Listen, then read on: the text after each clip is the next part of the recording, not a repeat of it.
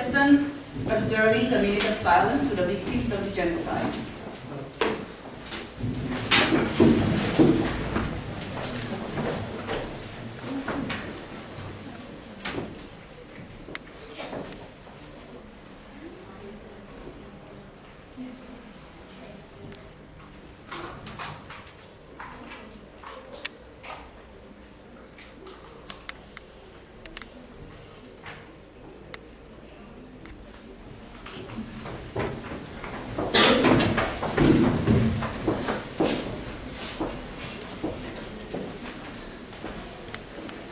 So, in this lesson we're going to speak about Armenian genocide, and some facts about the genocide and Armenian people, okay? So, I would like you to tell some facts about Armenia, what you know about Armenia in English only, okay? Ani? Armenia is an ancient country with a history that began thousands of years ago. Ancient Armenia was one of the largest states in the Middle East. It was on the crossroads of East and West. This favorable geographic position made Armenia a matter of discord between great powers. In 2002, Armenia lost most its territory and population. But even under the worst conditions, it has never lost its language, culture, and religion. Armenia has become stronger in spirit. Today, about 5 million Armenians are spread all over the world.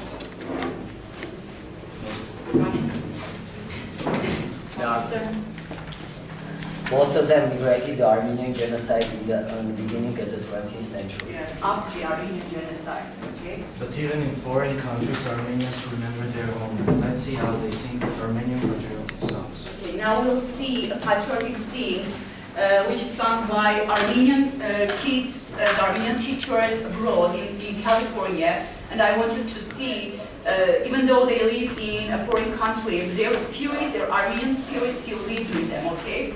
So, and I would like you, all of you, whether in the future you will happen to be abroad, I want you to keep your Armenian spirit forever.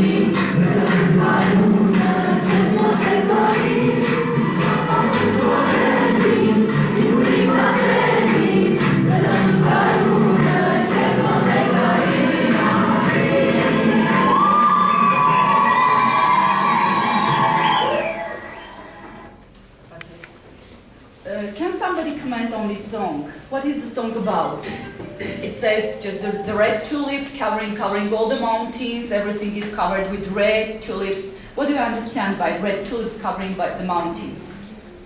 Tamara? The red blood. Yeah, the red blood of the Armenian people. So the song is the genocide, that after the genocide everything was covered with red, and there wasn't a family in which there didn't have just even a victim. Some relative died, and in every family we have victims in the genocide.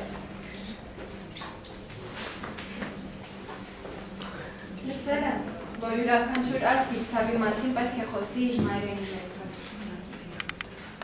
Ինչու չես խոսում հայերեն։ Ես երգ եմ լսում քեզ համար։ Հոնքերդ հպարտ ու կամար։ Իջնում ես հայոց լեռներեն։ Ինչու չես խոսում հայերեն։ Ես երգ եմ լսում քեզ համար։ Դու չես հասկանում իմ լեզուն։ Ես խորթ եմ, օտար քո հոգում։ Բայց քո տեսիլով խանդավառ ես երգ եմ լսում քեզ համար։ Հոնքերդ հպարտ ու կամար, հանցվեր տաճարներ հայոց, հայացքդ մաղում է ամար, հայքից են աչքերը քո բոց, հոնքերդ հպարտ ու կամար, իջնում ես հայոց լեռներեն, ինչպես թեթևոտ մեր բախրան, հայացքդ այնպես նայիրյան, հմայքդ այնպես հայերեն, իջնում ես հայոց լեռներեն, ինչու չես խոսում հայերեն, նորքից ես թռել դու իմ լոր, զանգուն է երկել քեզ օրոր, մասիսն է հսկել վեհորեն, ինչու չես խոսում հայերեն։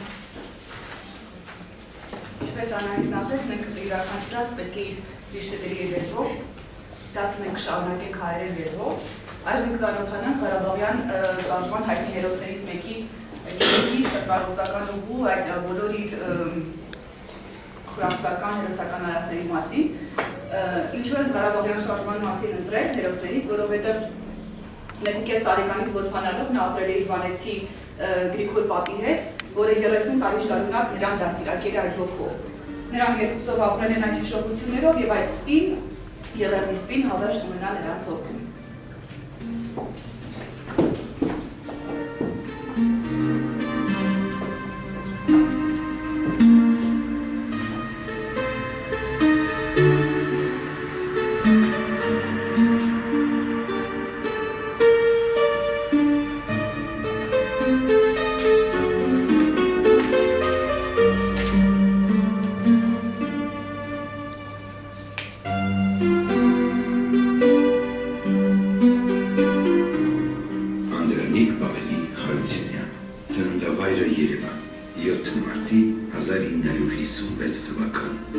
Արմատները Վանից, մասնագիտությունը լրագրող, գրողների միության անդամ, Ղարաբաղի առաջին խորհրդի անդամ, Արցախի ազգային խորհրդի անդամ, Լղիմի պատգամավոր, Շուշվա ենթաշրջանի Բերդաձորի ինքնապաշտպանության խորհրդի նախագահ, 1991 թվականի օգոստոսի 15-ին ստեղծված ԼՂՀ ռազմական խորհրդի անդամ, աշխատել է Կենտկոմի հրատարակչությունում, 1974-ից 76 թվականներին ծառայել Վլադիվոստոկում, 88 թվականին Հայաստանի տարբեր շրջաններում ելույթներ ունենալուց և հացադուլից հետո, 89 թվականին առաջին կամավորական ջոկատը Կորնիձորից ոտքով կտրեց անցավ Լաչին ու Բերդաձորում ստեղծվեց Բերդաձորի ինքնապաշտպանության խորհուրդ, Անդրանիկ Հարությունյանի նախագահությամբ, հենց այդտեղից էլ նրան կոչեցին Բերդաձորի Անդրանիկ։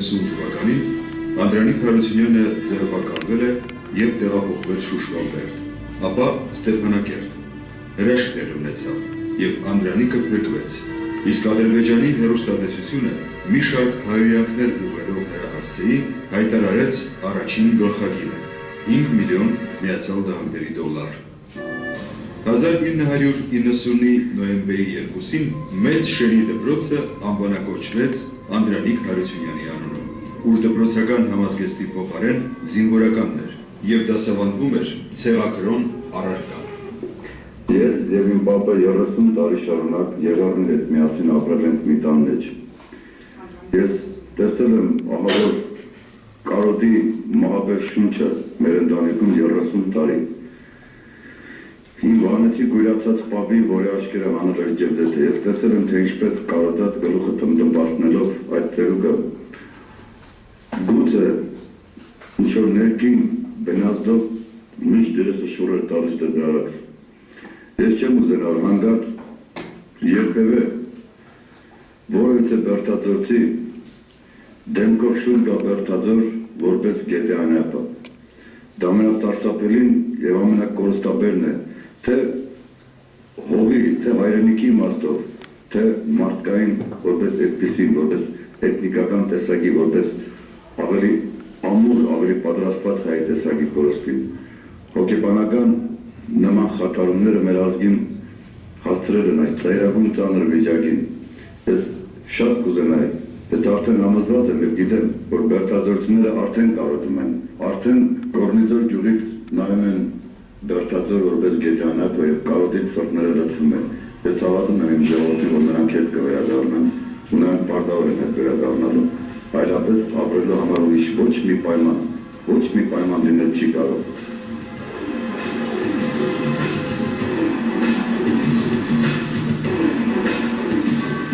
92-ի փետրվարին Անդրանիկ Հարությունյանը հրավիրվեց Ամերիկայի Միացյալ Նահանգներ, ուր տեղի ունեցան հանդիպումներ նախագահ Ջորջ Բուշ ավագի, սենատորների և կոնգրեսականների, ՄԱԿ-ի աշխատակիցների, Սայրենս Վելսի, Բուդրոս Ղալիի, Ռոբերտ Թորիջելիի, ապա հանդիպումներ տեղի ունեցան Ամերիկայի հայկական համայնքներում։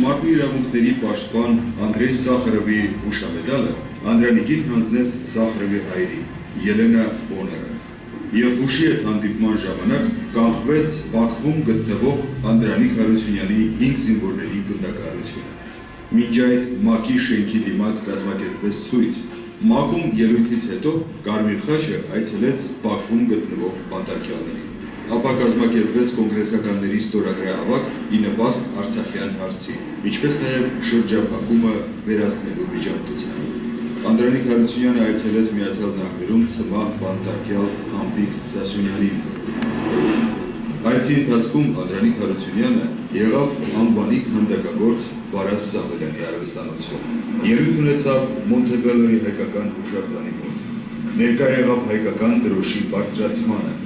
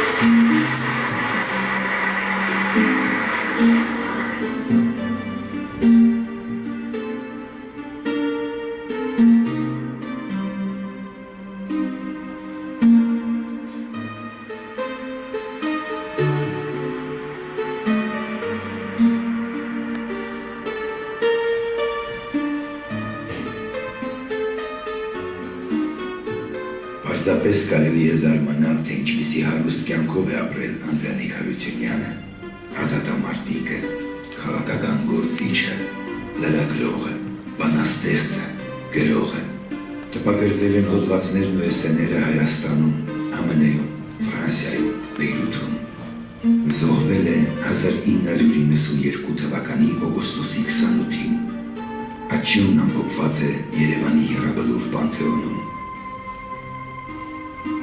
Նրա մահվանորը Լոս Անջելեսում ստեղծվել է Անդրանիկ Հարությունյանի հիմնադրամը, որը ծառայելու է զոհված ազատամարտիկների ընտանիքներին և անօթևան երեխաներին օգնելու գործին։ Բերդաձորի Անդրանիկ, լեգենդացած մի անուն, որն իր երկրային կարճ կյանքում վարվեց ու մոխրացավ հանց բանաստեղծ ու արձակագիր, հանց հայրենիքի չպարտված զինվոր ու հրամանատար, հանց ցմբրուր, հայաշահ ու չվերջացող կենսագրություն, չվերջացող, հանց է այսօր ընթերցողներին ներկայացվող նրա բոցավար կյանքի այս մի նշխարմատյանին պիտի հաջորդեն երկրորդը, երրորդը և անցուդարձվող ժամանակների հավերժապտույտի մեջ ամեն մի նորածին մանկան հետ նորից ու կրկին վերածնվի ու վերահյուսվի։ Հավերժ փառք քեզ, Բերդաձորի իշխան։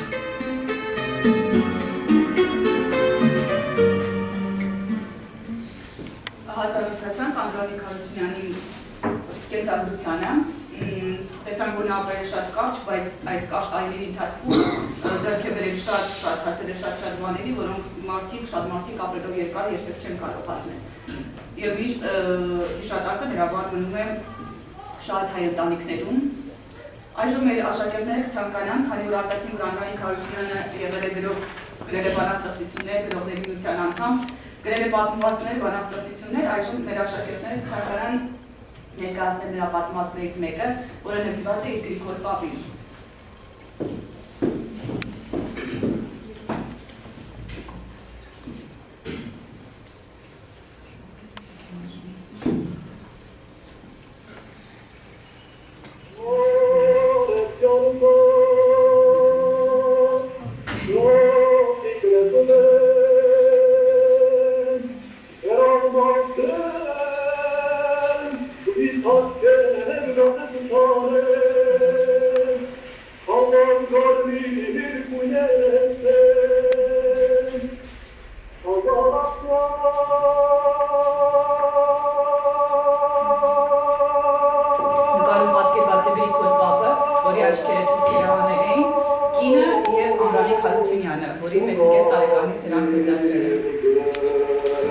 Ես պատերազմ չեմ տեսել, բայց պապիս դեմքին նայելուց զգացել եմ այն։ Ամեն օր, ամեն ժամ պատերազմի արգավիճքը մնացել է իմ մեջ։ 30 տարի կողք կողքի, 30 տարի մայթքի առաջ մի տան մեջ ենք ապրել, ես և պատերազմից մի։ Ես և իմ պապը 30 տարի շարունակ եղեռնի հետ ենք ապրել։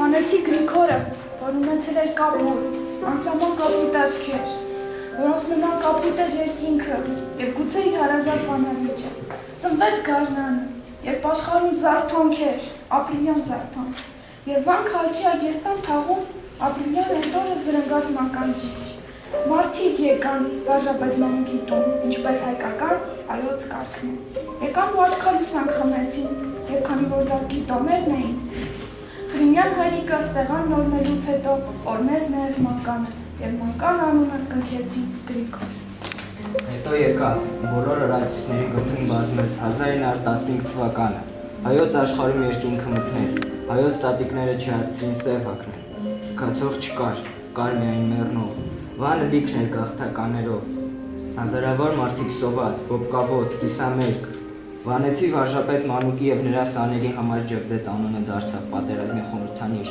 դարձավ մարդկային վայրենության ու բարբարոսության չափանիշ, Վանը կռվեց, իսկ մի օր էլ վարժապետ Մանուկի ձայնը մնաց օդում կախված, գնաց, թռավ երկինք, խառնվեց Աստծո ձայնին, այդ օրը Վանը հրաժեշտ տվեց իր սիրելի վարպետին, իսկ Գրիգորի համար ավելի պարզ երևաց պատերազմներից։ Իմանալով ռուսների նահանջի մասին եկավ Արավի, որի անունն էր Ջևդետ, եկավ և ուժասպառ ու ավերակ բանոդերավեց, եկավ, որ տների գերեզմանոցը լցնի մարդկային երևը։ Մանուկի Գերդաստան ուղիղ 28 մարդ հաշվեցին, ու լցրին Մանուկի ձեռքերով կառուցած տան մեջ։ Այդ պահին էլ Ջևդետը տեսավ Գրիգորի աչքերը, նա սարսարեց, երկնքի պես անսահման ու կապույտ աչքերի շանքից, այնտեղ ծրակ ու ոնց, անդեղություն։ Դրան բերեք այստեղ, մնացածին ներս արեք ու փակեք։ Յավուր, հիմա դու կտեսնես վերջին անգամ։ Այրեր այդ շներին, այրեր, թող այսպես նկորը տեսնի վերջին անգամ, և թե ինչպես են այրվում, ինչպես անհավատ շները։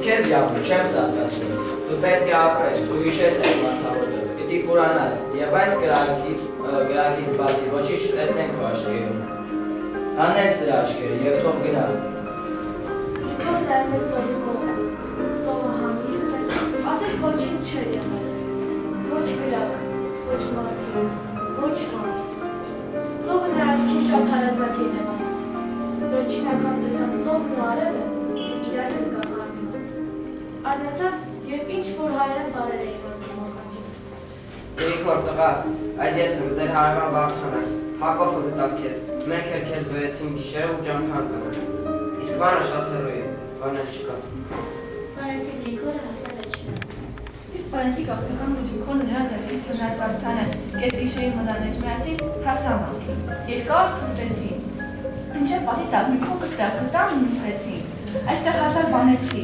հազար մշեցի, հազար կանեցի, այստեղ մի ողջ Հայաստան։ Այդ միացնի տանկի պապում տեղավորվեց մի ողջ Հայաստան, ծովի սով մի երկիր։ Գրիգորը տխրեց, զենք վերցրեց, կիսատ մնաց, կամանչեն էլի կիսատ, մի խոսքով, կիսատ մարդ, գաղթականները եկան, հավաքվեցին իր չորս բոլորը և չհեռացան, նա մտմտում էր, նա հանգիստ չուներ, նա պետք է իր նմանների հույսերը չմարել և հիմնադրեց գուրերի միավորում, 25 տարի ղեկավարեց այն։ Քանի այդստեղ թաղի մանուկ բաժանմետի գաղթական Գրիգորը ամուսնացավ վստվարք ու բարդ ունեցող մանթաշովների տանից հարց եկած սևաչ խունքով Սիրանի հետ, Սիրանը 4 զավակ ծնեց Վանեցի Գրիգորի համար։ Գեղեցկուհի էր առաջնեկը, նա լույս աշխարհ բերեց ալու զավակ, բայց 25-ը չլրացած 2 տարեկան որդուն թողեց արդեն պապ դարձած Գրիգորին ու հեռացավ։ Գնաց Աստծումը, Գրիգորը տխրեց,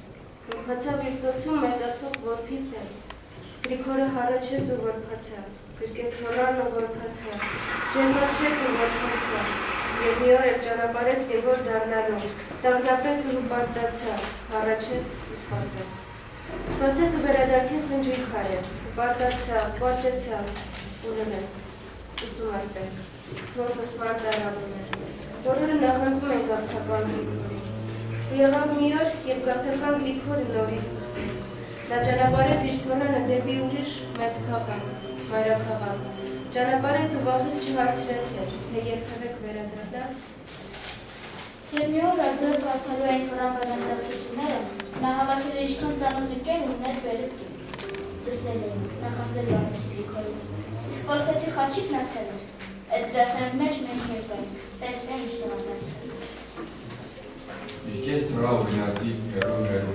մերին ինձ պապ, մերին որ քեզ խաղեցի, իսկ դու միայն ինձ էիր հավատում, ինձ էիր սպասում ամեն օր, ամեն ժամ։ Իսկ ես եկա, որ 3 ժամում հասցնեմ ասել, շնորհակալ եմ պապ, որ քո կյանքը լցիր ինձանով ու չկարողացար դատարկել, ապարգել ես դուր ու խաղաղ։ Նա այլևս այս աշխարհի մեջ էր, նա օգնել էր սպասելուց և դիտման մեր։ Հենց այդպես վերցրեց ու մեռավ, որ թոռը գա, իմ պապ, իմ լավ պապ։ Իսկ գերեզմանաթիմին ծաղիկներ են, շատ անչափ շատ։ Դու երբեք նման ծաղիկներ չստացար պապ, ոչ ոքից, ոչ մի անգամ։ Իսկ այստեղ բոլորն էին հիշել, որ քեզ երբեք չեն նվիրել ծաղիկներ։ Դու ճիշտ էիր պապ, մենք բոլորս հեռանում ենք իրարից, որ հետո շատ ուշացած գանք միատեղենք։ Առանց քեզ ինչ շատ դժվար կլինի ապրել այս կյանքում։ Պապ, իսկ մեր տան անկյունի քարերը չկան, աշխարհում մի բան փոխվեց։ Երբ մայրամուտին հորիզոնը հրդեհվում է արևի բոցերից և ամպերը շիկնում են արևային հրդեհից, ես հիշում եմ պապիս, Վանեցի Գրիգոր պապիս, ու 1000 անգամ անիծում եմ պատերազմը։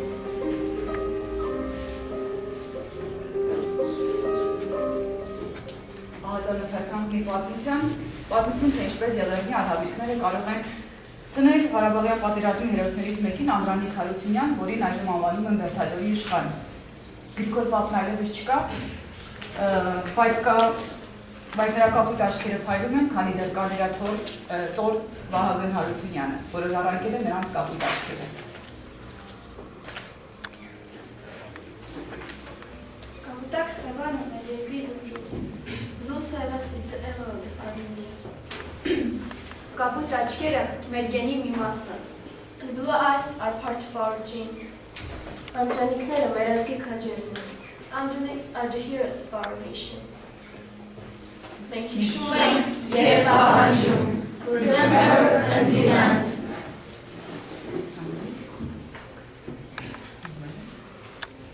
յուրաքանչյուրս կարծում եմ պետք է պատիվ ունենա այսպիսի հերոսներ ծնելու, ունենալու եւ կարծում եմ որ հայացքը շատ հպարտ է որ ունի այսպիսի հերոսներ։ Հիմա աշակերտները ցանկանում են երգել ձեզ համար մի երգ։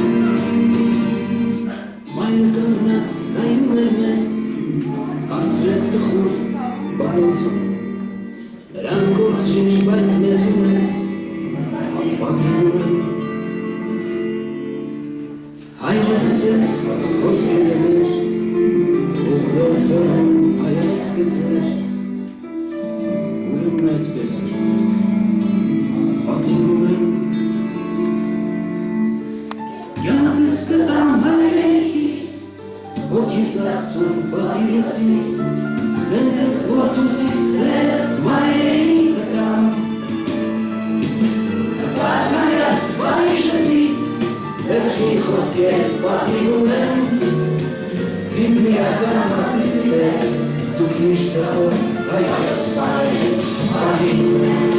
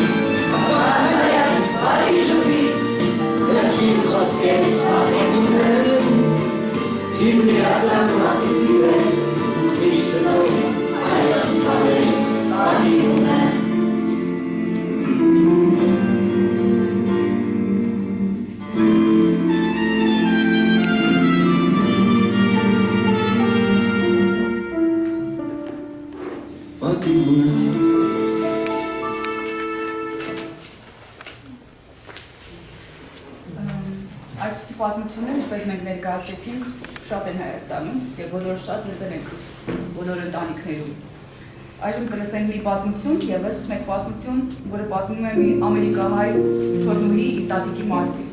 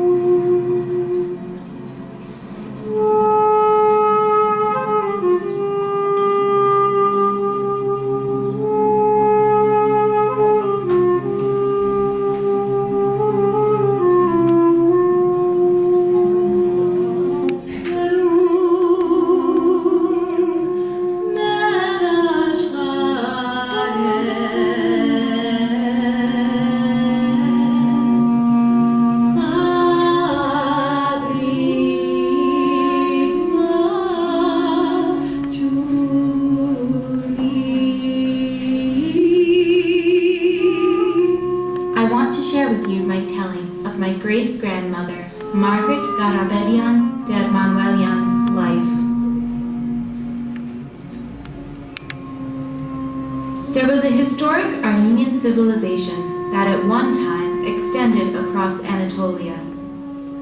In 1915, genocide virtually ended this ancient civilization.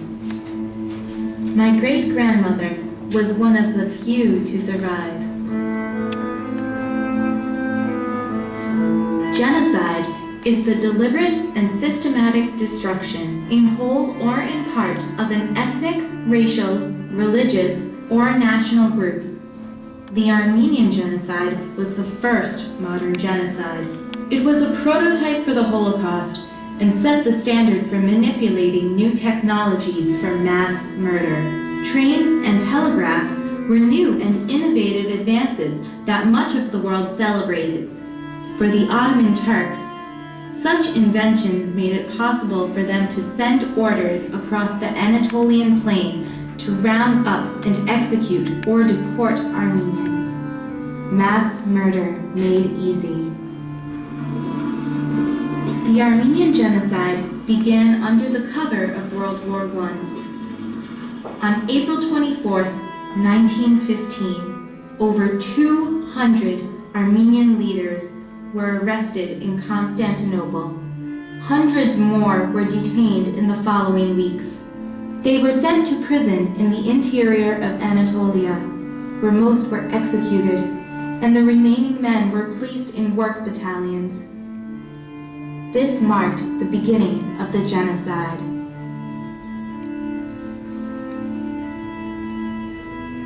In the months to come, women, children, and the elderly were forced from their homes across Anatolia.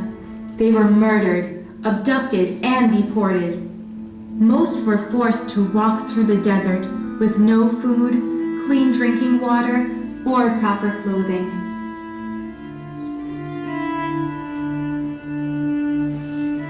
The majority of Armenians perished in the desert, with only a few surviving the extreme conditions forced upon them. Even today, the desert, Der el-Zor, is littered with the bones of Armenians who perished between 1915 and 1918. Those left in Anatolia were forced to leave after the Republic of Turkey was established, and the new Turkish leader, known as Ataturk, commanded that Anatolia be rid of all Armenians.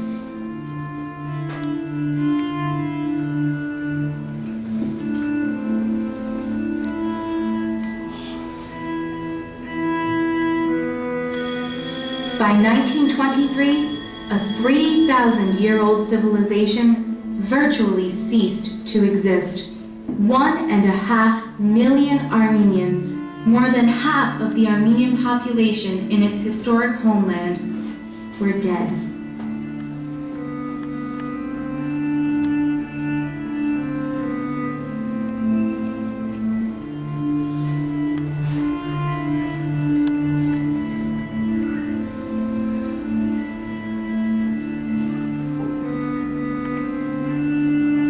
Despite the affirmation of the Armenian genocide by historians and governments around the world, the Turkish government still actively denies the Armenian genocide. Among a series of actions enacted to counter genocide recognition, the government even passed a law in 2004 which makes it a criminal offense to discuss the genocide. Most of the survivors have now passed. Their families still continue to demand recognition for the suffering inflicted upon their beloved ancestors more than 95 years ago. In 1915, my family became the victims of the Armenian genocide. My great-grandmother was 8 years old when the genocide began in Ottoman Turkey. Why did this happen to my people, to my family, and to millions of others across the globe and over the course of human history during other genocides? How can we as humans commit such an unspeakable crime? How can we as humans witness such outrages against our brothers and sisters? These are questions we must try to answer if we want to stop future genocides from occurring. Before I was born, Margaret agreed to have her story recorded. I want to share with you some of her recollections. She lived with her family in the small village Uzunova Mezre in the province of Diyarbakir. In 1915, her entire life changed.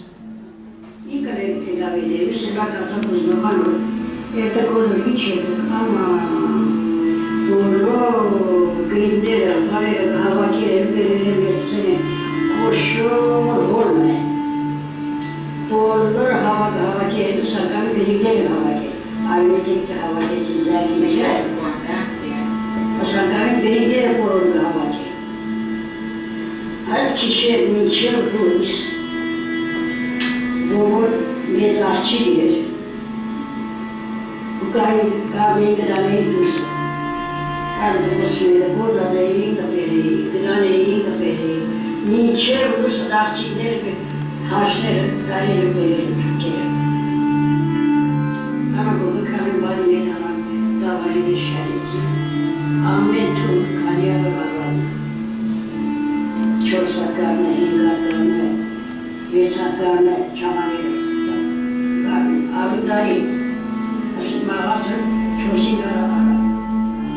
parents, 3 sisters, and her extended family were murdered. She was abducted into slavery and tortured for years.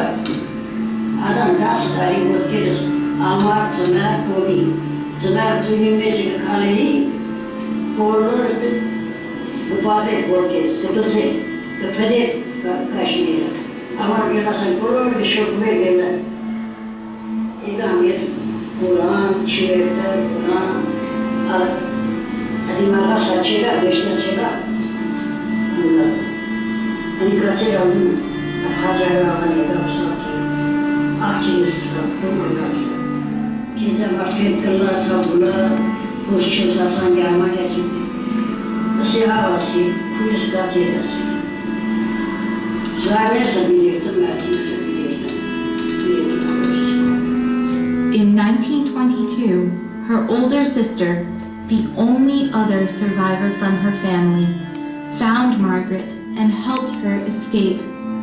After a long journey, Margaret found her way to Rhode Island with her new husband and child. It was only when she reached Rhode Island that she could slowly begin to build a real life for herself and her family.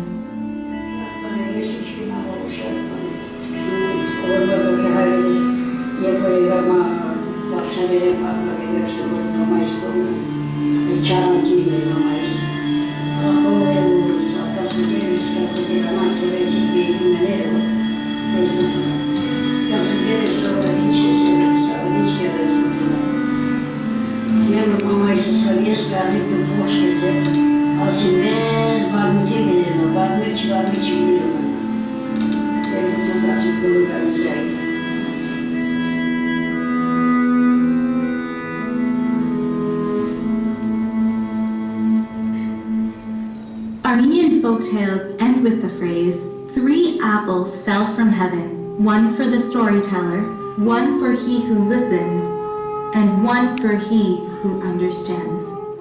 Margaret told the story. My family and I have listened. Now you have heard the story. Understanding history is our collective responsibility. Remembering the victims of past genocides and by taking action to prevent future genocides from occurring will best measure our commitment. My grandmother, mother, and I are deeply affected by Margaret's experiences and the destruction of our culture. We speak Armenian, go to Armenian church, and try to educate those around us about the Armenian genocide. We want Margaret and all the victims to be remembered, and we want our culture to survive. Most importantly, we hope for the day when no one ever has to suffer what our people endured. With the Armenian Americans of Providence, my family joined together and unveiled a monument to the victims of the Armenian genocide. The dedication on the memorial reads, "We Armenians dedicate this monument to the immortal memory of the 1,500,000 Armenian martyrs massacred by the Turkish government during the 1915 genocide. From this faith, no one can shake us, neither angels nor men, neither sword nor fire, nor water or any blows, however bitter they be." Battle of Avarayr, 451 AD.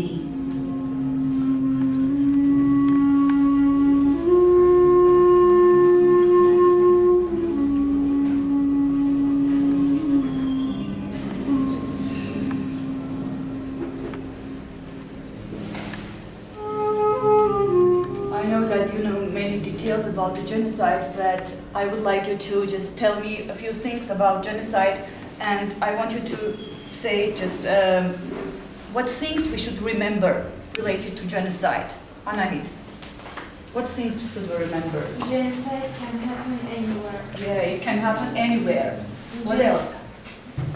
Genocide usually occurs during times of crisis or war. Yes. Genocide denial is a continuation of genocide, killing the victims twice. Killing the victims twice. Genocide is a crime against all humanity, not just the victims. Not just the victims. And what should we do, Tamara? What should we do against genocide? What should people do, Iranush? People should Speak up. Yeah, people should speak up. Why? What happened in Germany? In Germany, they first came for the communists and I didn't speak up because I wasn't a communist. Yes, then? Then, what happened then? Then they came? Then they came for the Jews, but I didn't speak because I wasn't a Jew. What about unionists? And they come for the trade unionists, and I didn't speak up because I trade unionist. I wasn't a trade unionist. Then they came for Catholics, and I didn't speak up because I wasn't a Catholic. Then they came for me, and by that time there was not the right to speak up. Yes, and by the